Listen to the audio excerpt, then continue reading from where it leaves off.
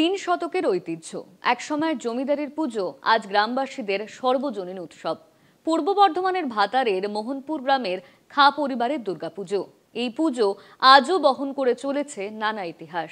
তবে ভগ্নপ্রায় জমিদার বাড়ি আর আর্থিক সংকটে জৌলুস হারাচ্ছে এই প্রাচীন পুজো। সংরক্ষণের দাবিতে সরব পুজো কমিটি।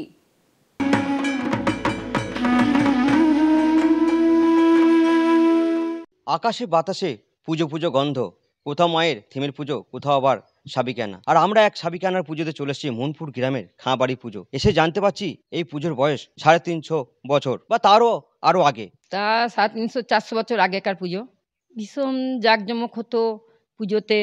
বাই বাজনা থেকে আরম্ভ করে সব কিছু হতো। জমিদারদের প্রথা অনুযায়ী যেমন চলতো জমিদাররা, তখনকার যুগে জমিদারদের যে প্রথা ছিল সমস্ত কিছু, লোকজন খাওয়ানো দাওয়ানো সমস্ত কোনো কিছু বাদ থাকতো না। এই বাড়ির পুজো প্রায় 300-350 বছরের পুরনো পুজো।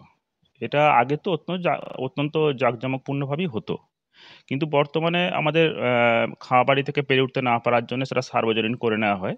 তো সার্বজনীনপূর্ণভাবে হচ্ছে, আগে যেভাবে জাঁকজমকপূর্ণভাবে হতো জমিদার বাড়ির পুজো হিসাবে, ততখানি আমরা আর পেরে উঠতে পারতাম না। তো তার পরবর্তী সময় আমরা কোনো অনুদানও পেতাম না, কিন্তু আমাদের কলকাতা টিভি, আপনাদের টিভি এটা সম্প্রচার করে। তো সেটা আজ থেকে প্রায় 3 বছর আগে।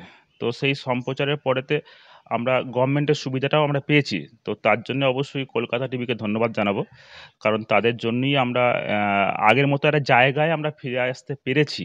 আর আর্থিক অনটনের অভাবে এই পুজো তুলে দেয় তারা গ্রামবাসীর হাতে। আর তারা এও জানায় যে আমরা আর্থিক সাহায্য যদি পাই তাহলে খুব উপকৃত হব।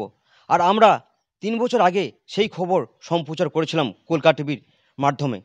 তারপর থেকে তারা এই 2 বছর সেই সরকারের অনুদান পাচ্ছে, আর তারা এতেই ভীষণ খুশি। পূর্ব বর্ধমান থেকে শেখ আব্বাস আলী, কলকাতা টিভি।